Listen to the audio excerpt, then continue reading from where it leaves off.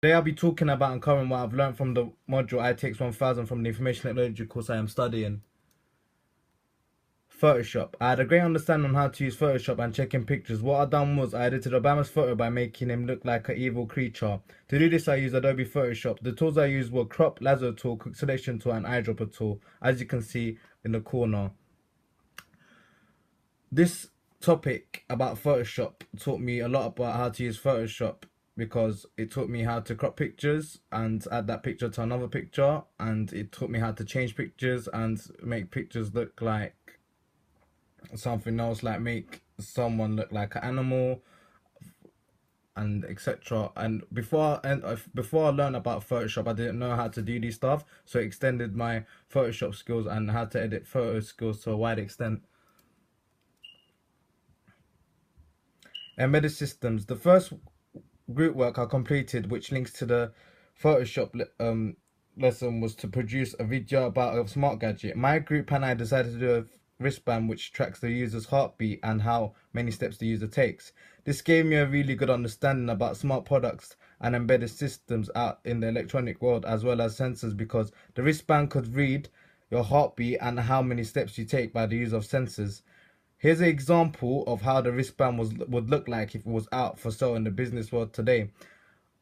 That's the sensor where it reads how many steps the user takes, and that's a display to show how many steps the user takes and what the heartbeat of the user is. The topic embedded systems and smart gadgets taught me a lot about how many smart gadgets and embedded systems we have out here in the world today, and how a gadget can actually sense a lot of stuff to do with your body by the use of sensors. For example, your heartbeat and your footsteps. And I had a wide understanding about this by producing a video as well, by going into groups of 4, which I really enjoyed. Futurology. Futurology means future technology in my eyes. For me, this topic was about comparing past technology to today's technology and looking at how much technology has improved. The main part was talking about future technology and sharing thoughts about it. I had to come up and complete a short fiction story that is set for example 50 years in the future, about future technology. This story had to be 500 words and was given as coursework. My story was about a teenager going on a flight. How the aircraft didn't need a pilot. Imagine this, right? You're going on a flight, but the aircraft doesn't have a pilot. Wouldn't you be really scared? I would, but imagine the technology we had 50 years ago from today, and imagine technology we got now, and compare it to that, and imagine technology we would have from today to 50 years later. It makes you think, right? And that's how I came up with something like this. I thought, yeah, we have trains that doesn't need a train driver today. It's in London and in Turkey that I've seen, but why can't we have an aircraft that doesn't need a pilot? It would be really interesting, wouldn't it? Smart technologies. The smart wristband product me and my group that studied and produced a video about also links into smart technologies. As well as a class, we took a visit to Crystal, which in my eyes was a future technology museum full of smart technologies. I really enjoyed it, as it was taking a look into the future full of smart technologies and sensors to me.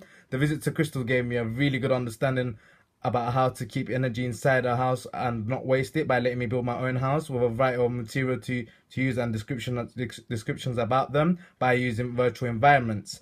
It led me to do this by using smart technologies, which consisted of a touchscreen base to control the program to build the virtual house and a projector to reflect the house that I built. I personally think the visit to Crystal was one of the best experiences that I came across throughout the whole course.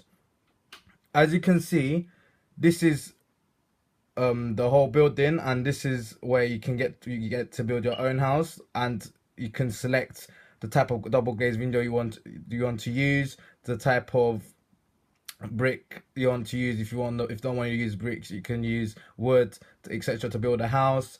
And this is the whole building. As you can see, that's the sunlight going onto the building. The sunlight's being turned into energy, for example electricity. That's high performance glazing windows, meaning that the energy is kept inside the building. And overall, this whole building, this whole museum, the Crystal, is an all electric building, which shows you that this is how the future should be for less pollution, and it was absolutely fantastic. It basically shows you how the future is going to be by the use of face recognition systems, electronic cars, bicycles turning pedaling into electricity, what you can power with with how much you pedal, and it was just it was just amazing. Like, I really enjoyed it. Arduino, talking about smart technologies, I challenged myself to produce a working alarm sensor for a house for my coursework.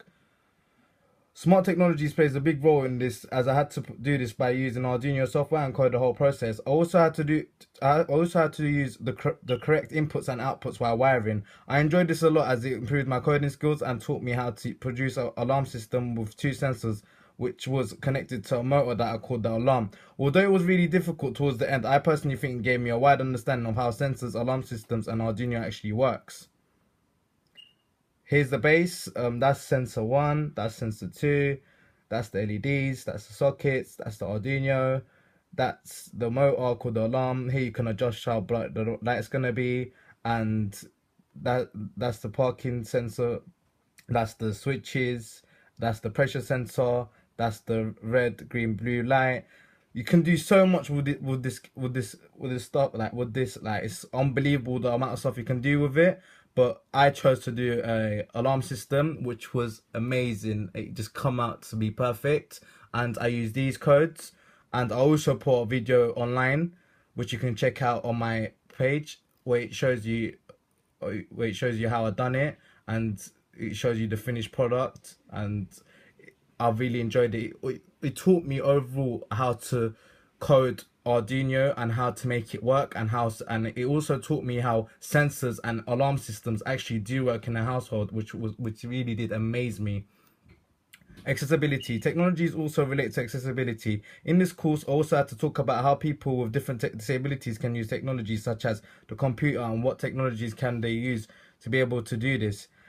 I also spoke about how I can get from one place to another by using technology. I think this gave me a really good understanding of how accessibility and technology has a great bond between them, which I didn't know about. To show more understanding, I had to upload a video talking about accessibility and technology, which I uploaded online.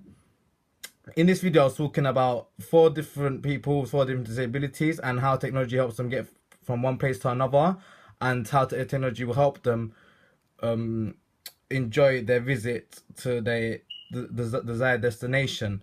And this whole subject taught me a lot about how technology and accessibility has a great bond between them, which I really enjoyed because I didn't know, and I found it really interesting. Conclusion. Overall, I think I think I personally have improved my computing skills to a big extent thanks to IT in Practice ITX1000 module. I have learned how to code and function Arduino to enable me to function sensors, motors, inputs, outputs, and LED lights on my project. I have also learned how to use Photoshop to edit pictures. With the help of learning about embedded systems, I created a video with my group talking about the smart wristbands we came up with. I also learned a lot about past technology, which made me think about how much technology has improved and led me into writing a 500-word story about future technology thanks to the futurology lessons I have been taught. Accessibility lessons were interesting as well, as I've learned how people with different disabilities can get to one place by using different technologies there and then. However, the most important part I really enjoyed was the smart technologies topic. I was really amazed at the visit to the Crystal by Siemens. It gave me loads of information and examples about future technology and made me see it with my own eyes. It made me understand and learn about the amount of things we can actually do and create with technology, which I really enjoyed. Overall, this whole module improved my information technology skills a lot, to a wide extent, because I didn't know like anything about Arduino. I didn't know that I can come up with like a lot alarm system for a household by the use of sensors and coding. I didn't know that I could come up with an idea to um focus on a smart wristband that can track your heartbeat and footsteps. And I didn't know that I can learn how to use Photoshop to a wide extent, but this module proved to me and taught me that I can, and it showed me that I can come up with really good and great ideas by doing all these projects and courseworks that have been set. And I really enjoyed it. It was really interesting, and I personally think it was really fun as well. Thank you for watching. I hope you enjoyed this video.